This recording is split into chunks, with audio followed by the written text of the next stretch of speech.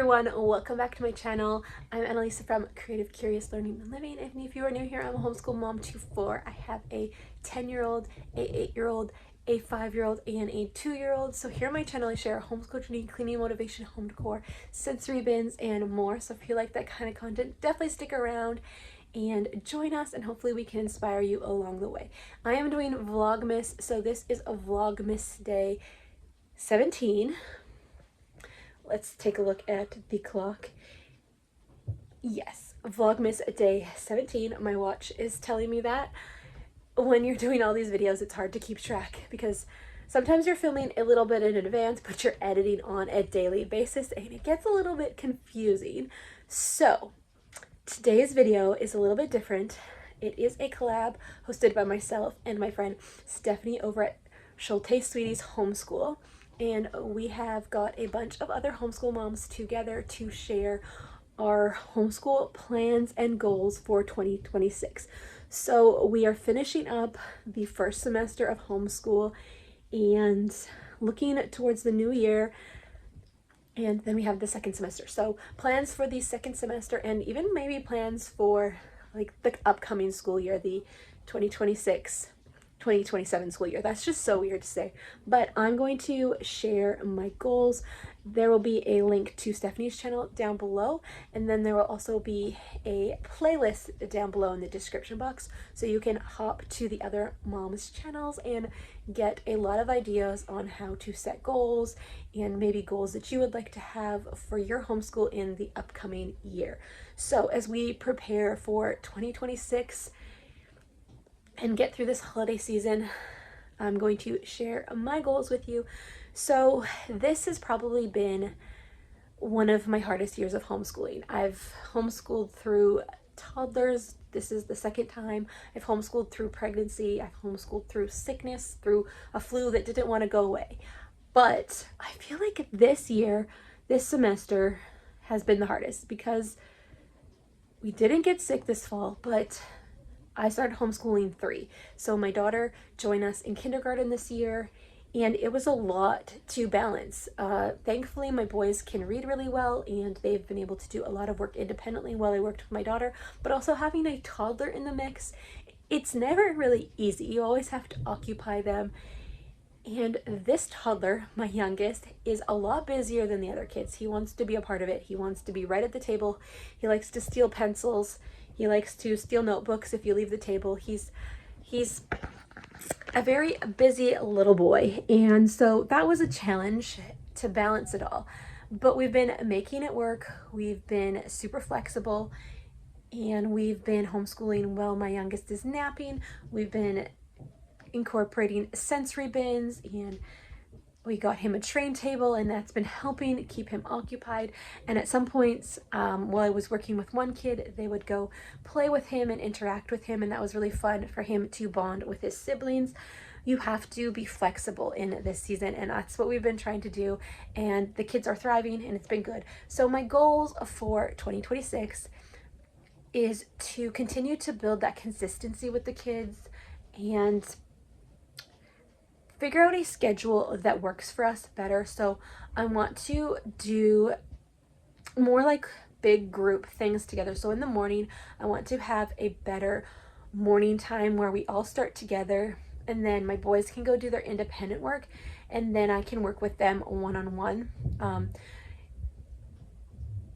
Last year I did like where I would do like a day or 2 days with the older kids, and I would do like their studies that they needed me to help them with. Like if it was a reading lesson or a language arts lesson where they needed me to guide them through that, I would do that with them for like an hour or so, and I would just focus on them. And then the other kids could be like working on some busy work. So I want to like do that more. We did that a little bit this year, but I want to just like have it as a day, not like all over the place, like scheduling it all over the place, like this kid this day and this day. That was just too confusing for us to keep track of. So I want to narrow it down, be more specific, and do that. And just add a few more of our subjects in. We've done all of the subjects, but like more of the fun subjects. So we wanted to go ahead and read Little House on the Prairie, and we have this nice unit study from Rabbit Trails Homeschool, and we've read like 2 chapters. But that's okay. We have a whole year to read this book together as a family, but I want to do that more. And we have our Bible curriculum, which we have done a few lessons, but we have not done it consistently. We have been mixing between two different curriculums, the Rabbit Trails Homeschool Bible, and then the Training Aliens Character Studies and social skills and emotional skills. And we've been doing that. We have the faith-based one, so we've been kind of interchanging between them, which is totally fine. But I want to set a goal that we continue with both of those because they have both been really, really good. But I don't want to just focus on one and forget the other because each brings something different to the table. So I want to be intentional with continuing to use the curriculums that we set out to do as much as possible. And I want to just find a schedule that works for us and continue to build the kids' skills. A goal I have for my daughter is for her to recognize her letters more and to just keep excelling in math. She is doing really, really well in math and recognizing her letters. So I want to continue that with her and excite her for learning. I want that for my boys too, my two oldest, and just being patient with them, finding out where they're maybe struggling and just really focusing on those areas. For my second born, he is in grade 3 this year and math is getting harder for him, or things are being explained in a different way. So really focusing in on that and helping him thrive in math and just building their skills in that area and other ways. And just, yeah, another area too for myself and for my kids, I want to set up a good devotional time. It's not going to look perfect in this busy season of life, but in the morning, one of the things I want to do is maybe get the boys a little devotional. We have a few in the house. I would like them to maybe sit down and read it in the morning, focus their hearts, and get some reading skills in and spend some time with the Lord on their own. And then maybe I can sit down as well and do that, have a little busy activity for my toddler, and my daughter can spend some time coloring or something, and we can just have that quiet time. I'd really like that. I picked up this really neat book, No More Boring Bible Study by Faith Womack. She has a YouTube channel, I think, How to Faith a Life. It might be different now, but I have been following her. I love her Bible journaling videos. I like to Bible journal and like add drawings and stuff in my Bible. I have a few Bibles, but I like to do that in some of my Bibles, and so I really like the idea behind this book. So I want to go ahead and read this and just get more into the Bible this year. I feel like that's a goal for me every year, but so this, on the back of this book, it says, reading the Bible doesn't have to be confusing, intimidating, or boring. You can learn to understand it and love it. So I'm excited to read that, and then of course just read the Bible. This is the Jesus Bible. I picked this up this year from Book Outlet. It was like a really, really good deal, and I've been reading through it, and I really love the different prompts and commentaries behind some of the verses and how Jesus is throughout the whole Bible. I really love that. So that is one of my goals for the upcoming year, just diving into the Word of God and seeing how that can affect my life, my kids' lives, our homeschool, and our home, and then encouraging the kids in that as well. How can they walk more with the Lord? And just, yeah, finishing well, and learning along the way. And for my boys, I want to encourage them to continue reading. They love reading, but I need them to get more into like bigger books. Like graphic novels are okay, but I would love for them to read more chapter books if possible. We have a few that they have started to read, but I would love for them to read more chapter books and just be reading and continuing those skills, developing their spelling skills as they read, as they see the words. That's always a goal of mine.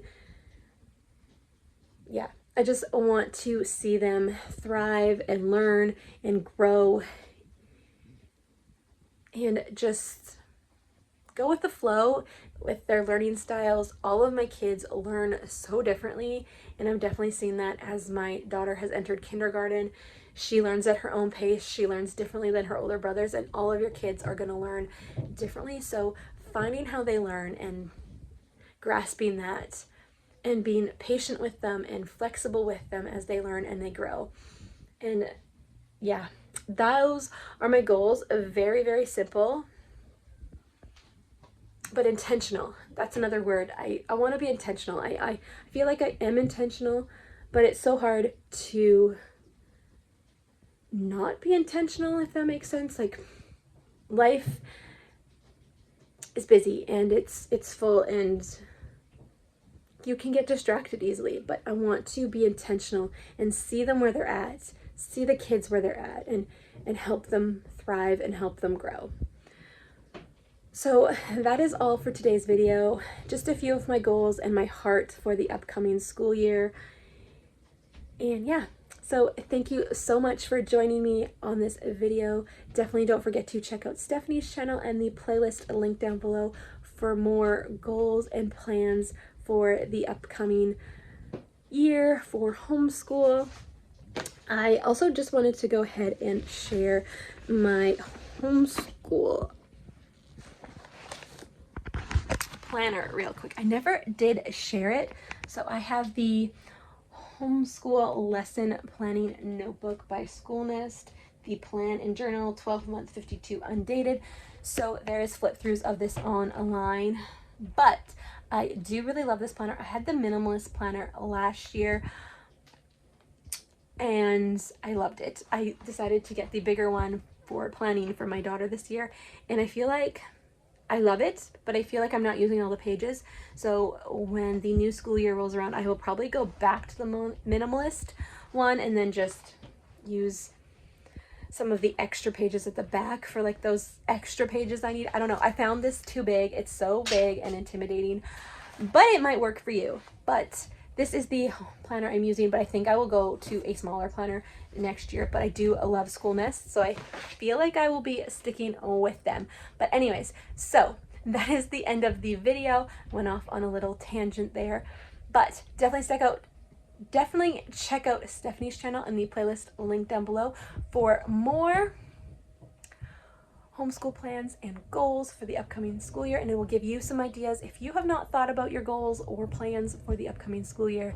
All right, so thank you for joining me on a Vlogmas day 17, and definitely hit that subscribe button and give this video a thumbs up, and come back for Vlogmas day 18. I will see you in the next one. Bye for now.